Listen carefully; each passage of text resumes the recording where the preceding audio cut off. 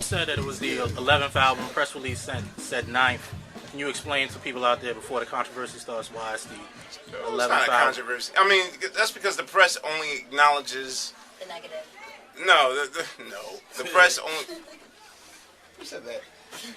The press only really acknowledges. They don't acknowledge live albums. I mean, for us, there's no album that we've not released in which there was at least more than 60% new material on it. So most of the press won't count The Roots Come Alive as a record, but as much as we sweat and bled for that record, I'm not so dismissive to just chalk that off as, oh, well, that's just a greatest hits comp live. No, it's a unique album on its own, and the same for Homegrown as well.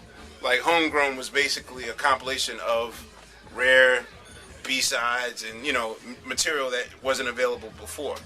So I mean, technically, when they talk about studio records, they're talking about studio records. But no, with The Roots Coming Alive and Homegrown, it's technically 11. I count them as 11. And it's 9 tracks, so is it a Period. is it a case of quality versus quantity?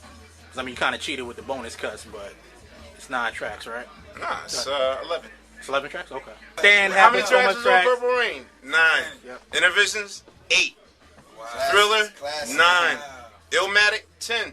Like, I mean, that the whole bloated album theory started with Nation of Millions, which I mean was an amazing thing on its own. Like when I bought that record, 17 tracks for the price of one. God damn.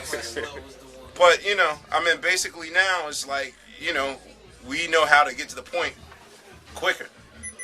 And, like feeding the album with a whole bunch of tracks was basically us just taking the scenic route on getting our point across. Which now we don't have to be so redundant. I mean, there are still 4 or 5 tracks that could have made the record, but it would have just been redundant. And we'd rather just cut the fat and just blammo, hit y'all with sucker punches.